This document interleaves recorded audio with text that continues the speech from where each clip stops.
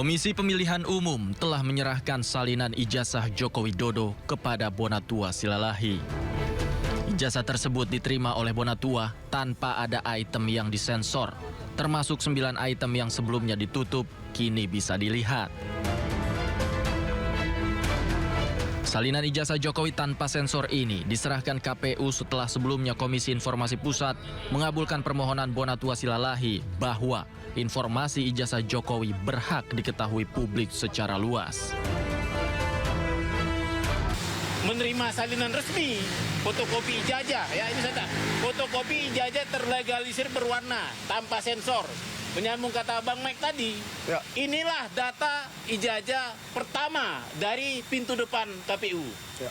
Meskipun saya tahu, saya teliti banyak ijazah yang dari pintu belakang, yang beredar ya. Nah, ini nanti akan kita teliti, tujuannya peneliti, mohon kita dibantu ya Pak Publik. Isu ijazah ini kan sudah memecah kita jadi 3 kubu tadi. Nanti mari kita di medsos, di mana-mana kasih data yang benar. Ya. Yang pasti jangan sampai kita menjadi fitnah. Melalui akun media sosialnya, Bonatua membagikan foto ijazah Joko Widodo yang diterima dari KPU. Dari unggahan tersebut, terlihat beberapa item penting, salah satunya adalah cap legalisir dari Universitas Gadjah Mada.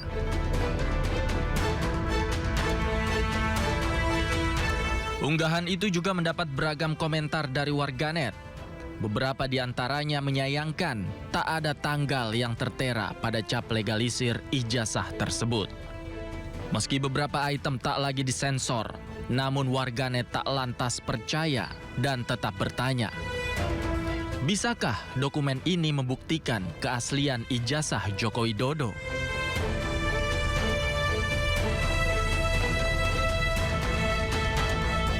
Tim Liputan iNews melaporkan. Ya, sementara itu Rosurio CS akan mengajukan Bonatua Silalahi sebagai ahli dalam kasus tuduhan ijazah palsu Jokowi. Kuasa hukum Rosurio CS Refli Harun menilai salinan ijazah Jokowi yang diterima Bonatua sudah seharusnya identik dengan ijazah yang menjadi barang bukti oleh kepolisian. Jadi kebetulan kemarin kita melakukan rapat konsolidasi untuk saksi dan ahli, dan insya Allah Bonatua adalah salah satu ahli yang ingin kita ajukan. Karena dia kan peneliti independen yang meneliti mengenai ijazah dan dokumen-dokumen pendidikan Pak Jokowi kan sebenarnya ya, kurang lebih. Dan dia untuk mendapatkan salinan dokumen yang tanpa sensor itu perlu menempuh upaya yang luar biasa kan, menggugat ke KIP, Komisi Informasi Pusat, sampai bahkan ke Mahkamah Konstitusi segala. Walaupun di Mahkamah Konstitusi bukan ditolak ya, tetapi di NO karena dianggap tidak punya legal standing. Kalau kita bicara salinan yang resmi itu berarti mirroring.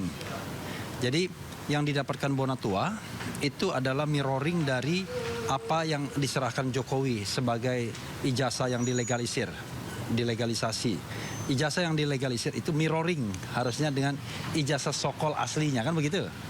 Ijazah sokol aslinya haruslah mirroring dengan yang ditunjukkan pada tanggal 15 Desember 2025 di Bareskrim di gelar perkara khusus Polda Metro Jaya.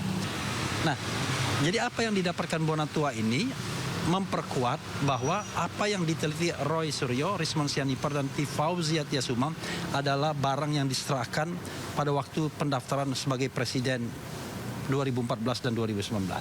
Dan itu menurut penelitian, hasil penelitian sekali lagi, itu palsu. Pemirsa, saksi fakta yang dihadirkan adalah jurnalis senior Edi Mulyadi dan Yulianto, mantan Ketua Komisi Informasi Provinsi DKI Jakarta periode 2012 hingga 2016. Ditemani kuasa hukum Rosurio CS, Edi Mulyadi dan Yulianto mendatangi Polda Metro Jaya pagi kemarin. Pemeriksaan keduanya sebagai upaya kuasa hukum untuk pembelaan yang meringankan terhadap para tersangka tudingan ijazah palsu Presiden ke-7 RI Joko Widodo. Kedua saksi memberikan keterangan yang berkaitan dengan upaya tim untuk mencari informasi dan melakukan penelitian terhadap data-data yang dianggap penting untuk keabsahan ijazah Presiden ke-7 RI Joko Widodo. Lawyer kita, saya diperiksa 18 pertanyaan. Intinya kira-kira 4 jam Intinya masih seputar peristiwa doorstop di UGM. Setelah Rismon, Roy, Tifa keluar dari ruangan, tadi juga saya jelaskan pada mereka, kan dia tanya penyidik apakah mereka datang diundang atau bersurat. Saya bilang saya sama sekali nggak tahu ya. Kita tahu datangnya untuk meliput, kita tahu, dia tanyakan dari mana taunya, dari medsos, dari berita-berita bahwa mereka akan datang ke UGM, yang kita datang juga ngeliput. Terus apa yang dikatakan mereka bertiga, saya jelaskan bahwa Rismon keluar lebih awal dan langsung dikeroyok begini, lebih banyak lagi. Saya agak jarak jauh tapi nggak gitu jelas. Tapi begitu Roy dan Tifa keluar, kita dekat sekali. Tadi saya kasih link YouTube saya, dua link ketika saya liputan di sana. Intinya memang mereka kecewa. UGM yang disebut-sebut meraih peringkat 2 dalam keterbukaan dan transparansi informasi ternyata sama sekali tidak transparan. Karena sebelumnya mereka tanda kutip dijanjikan akan dibuka 24 atau 34 jenis dokumen. Tapi sampai menjelang pertemuan selesai yang intensitasnya meninggi, itu tidak kunjung keluar. Komisi KPU telah menyerahkan salinan ijazah Jokowi tanpa sensor pada Bonatua Silalahi. Dokumen itu diunggah Bonatua ke media sosial dan mendapat beragam respon dari warganet. Mereka menyoroti cap legalisir dalam dokumen ijazah tersebut. Tim penyidik Jaksa Agung Muda Tindak Pidana Khusus menetapkan 11 orang sebagai tersangka dalam kasus ini dengan total kerugian negara 10 triliun rupiah. Penyidikan kasus korupsi ini sudah dimulai sejak Oktober 2025 dengan menggeledah kantor Direktorat Jenderal Bea Cukai di Jakarta. Direktur Penyidikan Jampitsus juga mengungkapkan penemuan lokasi yang diduga menjadi tempat pencucian uang terkait dengan kasus limbah cair kelapa sawit. Pada malam ini, penyidik telah menetapkan 11 tersangka dalam perkara dugaan tindak pidana korupsi, penyimpangan ekspor CPO dan produk turunannya tahun 2022-2024.